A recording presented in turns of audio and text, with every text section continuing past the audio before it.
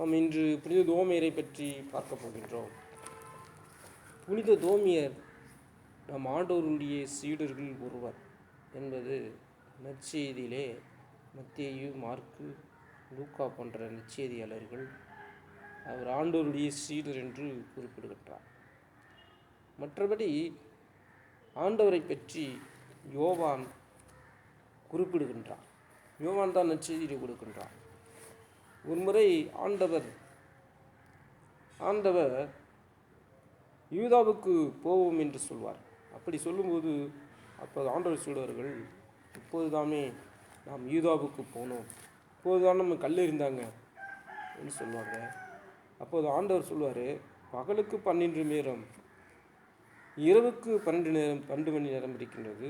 ஆனால் பகலில் நடக்கிறவர்கள் இடறி விழுவதில்லை, ஏன்னால் பகலில் ஒளி வெளிச்சம் இருக்கின்றது. ஆனால் இரவில் நடக்கிறவர்கள் இடறி விழுகிறார்கள் என்று சொல்வார். அப்போது தோமான் சொல்வார்,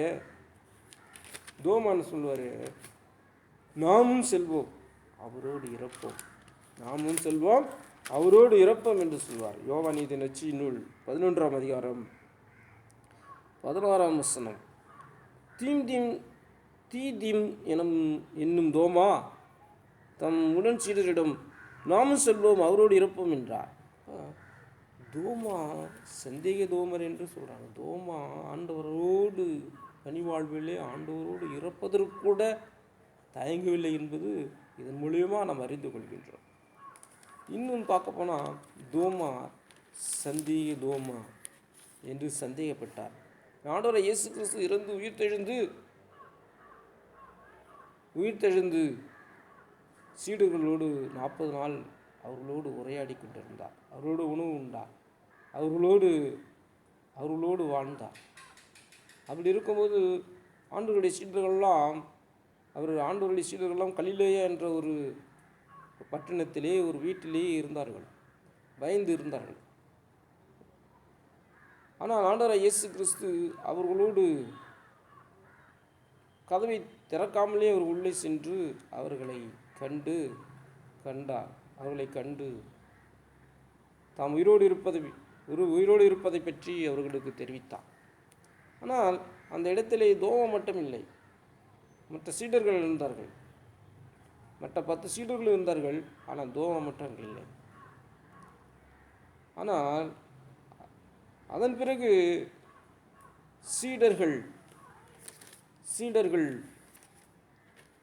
தோமா வந்தபோது சீடர்கள், நாங்கள் ஆண்டவராய் இயேசு கிறிஸ்துவை கண்டோம் என்று சொன்னார்கள். அப்போது தோமா அவர்களை நம்பவில்லை. தோமாவும் அதை நம்பவில்லை. ஏன் தோமாக்கும் நம்பவில்லை என்றால், நாமும் ஆண்டவராய் இயேசு கிறிஸ்துவை காண வேண்டும், நாம் பேசுகின்ற அந்த வார்த்தை அந்த ஆண்டவருக்கு கேட்கும். அதனாலே தோமா என்ன சொன்னார்னா, அவருடைய விழாவிலே என் விரலை இட்டால் இன்றி நான் நம்ப மாட்டேன் என்று சொன்னார். தோமா சொல்வதற்கு என்ன காரணம் என்றால், ஆண்டவராய் இயேசு கிறிஸ்து இறந்தவுடனே கல்லறைகள் திறக்கப்பட்டன என்று மத்தேயு குறிப்பிடுகின்றார். ஆண்டவர் உயிர்த்தபோது கூட கல்லறைகள் திறக்கப்பட்டன என்று வரலாற்று ஆசிரியர்கள் கூறுகிறார்கள். இப்படியாக ஆண்டவராய் இயேசு கிறிஸ்து இறந்தவுடனே பல கல்லறைகள் திறக்கப்பட்டு பல ஆவிகள் எருசலேமிலும் பக்கத்தில் உள்ள ஊர்களிலும் பல ஊர்களுக்கு சென்று பலருக்கு அவர்கள் காட்சியளித்தார்கள் என்று சொல்லப்படுகிறது. ஆனால் தோமர் என்ன நினைச்சானா, அப்படிப்பட்ட ஒருவர்கள் தான் இவர்கள் பார்த்திருக்க கூடும் என்று கூட தோமா நினைத்திருக்கலாம். ஆனால் தோமா தானும் பார்க்க வேண்டும் என்று நினைத்தார். அதனால தான் அவரை சந்தேக தோமியர் என்று பலர் சொல்கிறார்கள். ஆனால் 8 நாட்களுக்கு பிறகு தோமியரும் அந்த வீட்டில் இருக்கின்றார். அப்படி அந்த தோமியர் இருக்கும்போது என்ன செய்கிறாங்கன்னா, ஆண்டவராய் இயேசு கிறிஸ்து அங்கே உள்ளே கதை திறக்காமல் வருகின்றார். அப்போது தோமாவிட ஆண்டவர் சொல்கிறார், இதோ உன் விரலை என் விழாவில் இடு என்று சொல்கிறார். அப்போது ஆண்டவர் தோமா என்ன சொல்கிறாருன்னா, யோவான் எழுதிய நற்செய்தியில் 21ஆம் அதிகாரம் 27ஆம் வசனம், பின்னர் அவர் தோமாவிடம், இதோ என் கைகள், இங்கே உன் விரலை இடு, உன் கையை நீட்டி என் விழாவில் இடு, ஐயம் தவிர்த்து நம்பிக்கை கொள் என்றார். தோமா அவரை பார்த்து, நீரே என் ஆண்டவர், நீரே என் கடவுள் என்றார். இயேசு அவரிடம், நீ என்னை கண்டதனால் நம்பினாய், காணாமல் நம்புவோர் பேறு பெற்றோர் என்றார். யோவான் 21ஆம் அதிகாரம் 27 முதல் 29 வருஷம். ஆண்டவராக இயேசு கிறிஸ்து கண்டவுடனே தோமா, நீயே என் ஆண்டவர், நீரே என் கடவுள், நீயே ஆண்டவர், நீயே என் கடவுள் என்று விசுவாச அறிக்கையிட்டார். அதுவரை பேதுரு தான் அவரை மகன், தேவனுடைய மகன் என்று சொன்னார். ஆனால் தோமியர் அவரை நீரே என் ஆண்டவர், நீரே என் கடவுள் என்று விசுவாச அறிக்கையிட்டார். தோமாவுடைய அதன் பிறகு சீடர்கள் என்ன செஞ்சாங்க, திபேரியா என்ற கடற்கரையிலே அவர்கள் மறுபடியும் மீன் பிடிக்க சென்றதாகவும், யோவான் இது 21ஆம் அதிகாரம் 2ஆம் வசனம், சீமோன் பேதுரு, தீதியும் எனப்படும் தோமா, கலிலேயில் உள்ள கானாவை சேர்ந்த நத்தியில் ஜெபதேவி மக்கள் ஆகியோரோடு இயேசுவின் சீடர்கள் வேறு இருவரும் கூடியிருந்தார்கள். அப்படியாக பேதுருவும் தோமாவும் மற்ற சீடர்களும் திபேரியா கடலில் மீன் பிடித்து கொண்டிருந்த போது ஆண்டவராகிய இயேசு கிறிஸ்து அவர்களுக்கும் தோன்றி அவர்களுக்கு மறுபடியும் ஒரு அற்புதம் செய்து, பேதுருவையும் ஆண்டவருடைய சீடர்களும் உலகமெங்கும் சென்று நற்செய்தி அறிவிங்கள் என்று சொன்னார். அதன்படி தோமா இந்திய தேசத்துக்கு வந்தார். தோமா இந்தியா, பார்த்தியா, பிலிப்பைன்ஸ், சீனா போன்ற நாடுகளிலே ஊழியம் செய்தார். அவர் இந்திய தேசத்துக்கு வந்து அவர் இந்திய தேசத்திலே தன் உயிரையே கொடுத்தார். அவர் இந்திய தேசத்துக்கு கிபி 52 கொடுங்கல்லூர் என்ற இடத்துக்கு வந்தார். அதே போல கிபி 72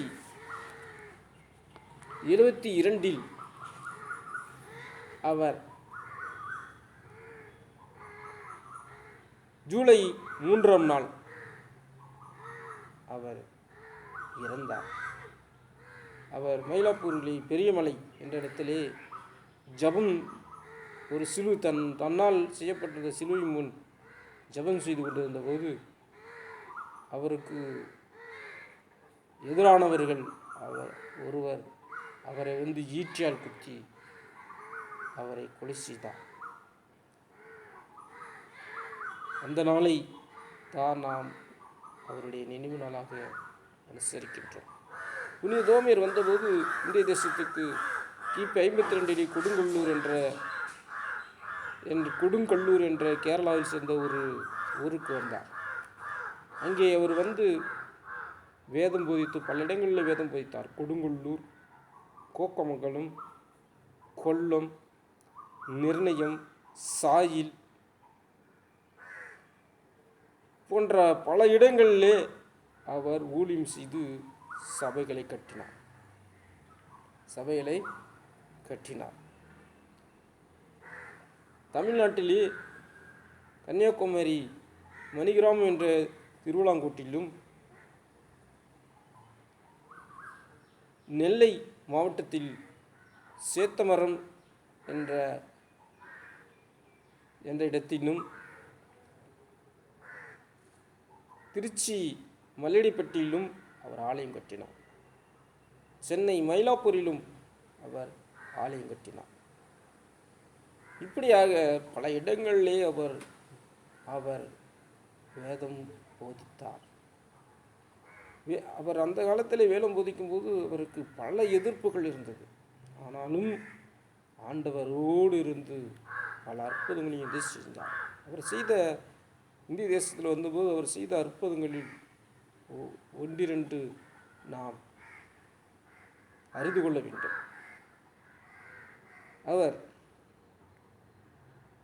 அவர் திருவிழாங்கோட்டிலே ஊழி செய்தபோது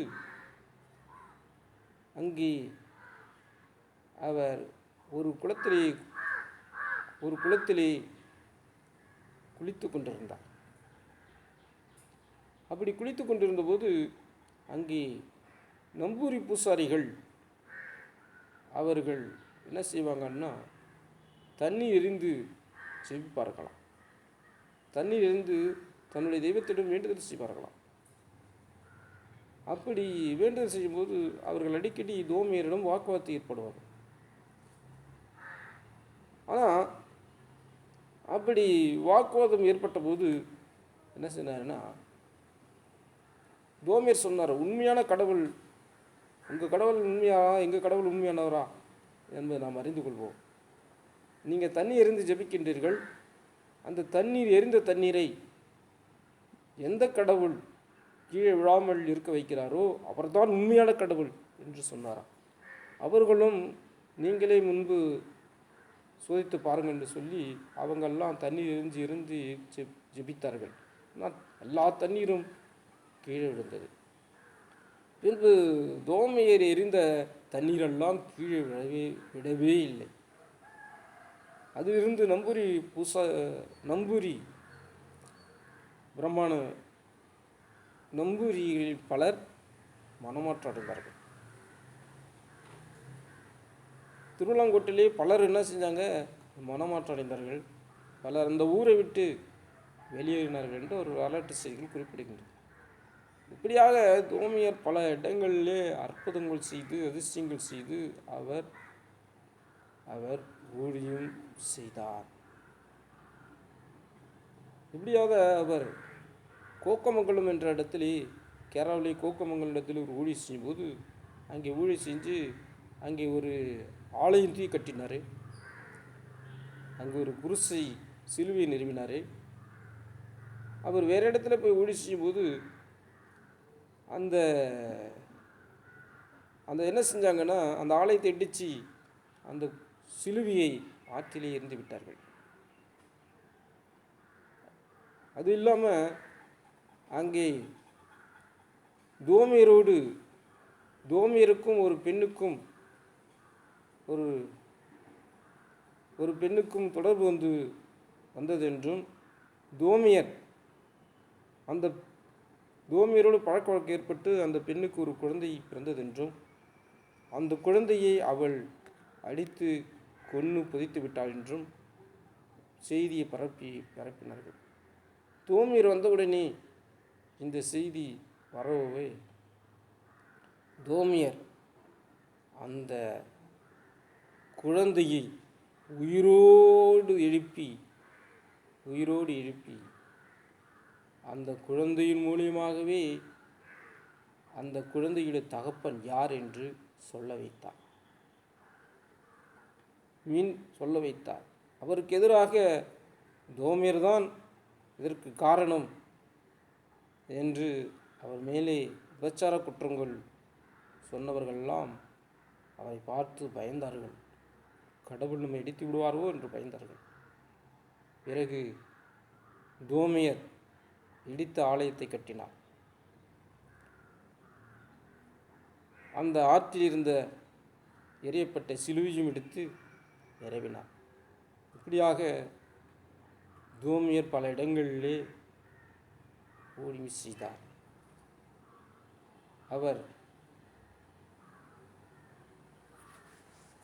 இப்படியாக அவர் ஊழி செய்து கொண்டிருந்த போது அவர் ஒரு முறை காட்டிலே செல்ல நேரிட்டது. அந்த காட்டிலே கொடுங்கொள்ளூர் என்ற இடத்திலே ஒரு ஊழி செஞ்சு கொண்டிருக்கின்ற போது காட்டிலே செல்ல நேரிட்டது. அப்படி காட்டிலே செல்ல நேரிட்ட போது அவரை பேய்கள் எல்லாம் அவரை பின்தொடர்ந்தன.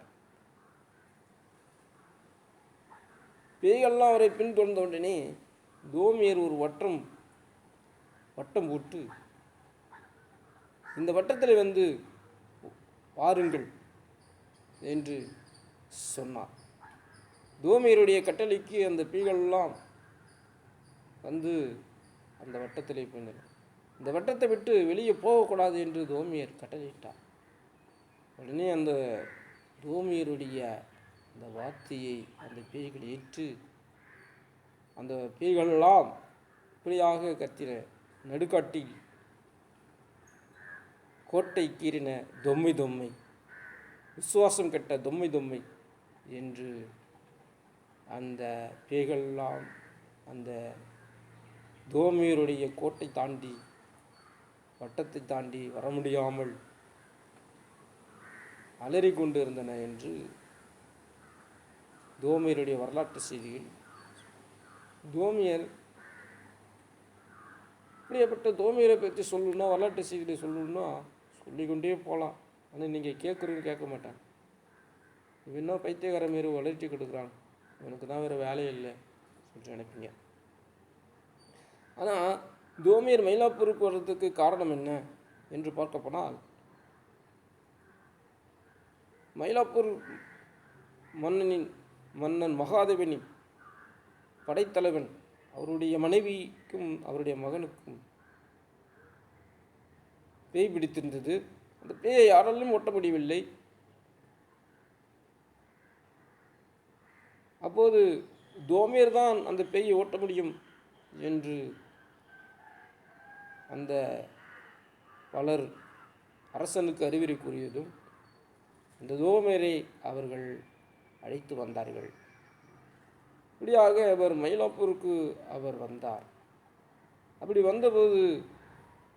வந்து படைத்தலைவனுடைய மனைவிக்கு இருக்கும் பேயை ஓட்டினார், மகனுக்கு இருக்கும் பேயை ஓட்டினார். இப்படியாக பார்வையற்ற ஒரு பெண்ணுக்கு பார்வை கொடுத்தார். பல பேர்கள் நோய்கள் நீங்கி பேய்கள் நீங்கி நலமடைந்தனர். நாளை பலர் மனமாற்றம் அடைந்தனர். அரசு அலுவலர்கள் கூட மனமாற்றம் அடைந்தனர். இதை அறிந்த மயிலாப்பூர் மன்னன் மகாதேவன் தோமியர் மீது கடும் சினம் கொண்டார். அவரை கொல்லுமாறு பணிந்தார். அவர் சின்ன மலையிலே சென்று மக்களுக்கு போதித்தார். பெரிய மலையிலே சென்று அவர் தவம் இருந்தார். இப்படியாக தோமியர் எதிரிகளுக்கு பயந்து அவர் காட்டிலேயே போயிட்டு பகல்லாம் அவர் சென்று போதிப்பார், மக்கள் இருக்கார்கள் என்று. ஆனால் இரவெல்லாம் சென்று மிருகங்களுக்கிடையே அவர் வாழ்ந்தார். இப்படியாக சந்தேக தோமியர் என்ற சொல்லப்பட்ட அநேகர் சொல்லப்படுகிறார்கள். அப்படிப்பட்ட சந்தேகப்பட்ட தோமியர் ஆண்டவருக்காக வைராக்கியமாய் ஊழிய செய்து பல பேரை மனமாற்ற அடைக்க செய்தார். அவர் சிலுவை முன் ஜெபித்து கொண்டிருந்த போது அவருக்கு எதிர்ப்பானவர் அவரை ஈட்டியால் குத்தி கொலை செய்தார். அவர் அந்த சிலுவையை முத்தம் செய்து பணிந்தார். இப்படியாக தோமியர் இந்திய தேசத்துக்கு வந்து ஆண்டவருக்காக உயிரையும் கொடுத்தார். புனித தோமியருடைய ரத்தம் சிந்தப்பட்ட மண் என்ற பெருமை நம் இந்திய தேசம் பெற்றுக்கொண்டது. புனித தோமையருடைய நினைவு நாளை அனுசரிக்கின்ற நாம் புனித தோமையரைப் போல நாம் கடவுளுடைய திட்டத்தை நிறைவேற்றக்கூடியவர்களாய் இருப்போம். கடவுள் தாமே நாம் அனைவரையும் ஆசீர்வதிப்பாராக.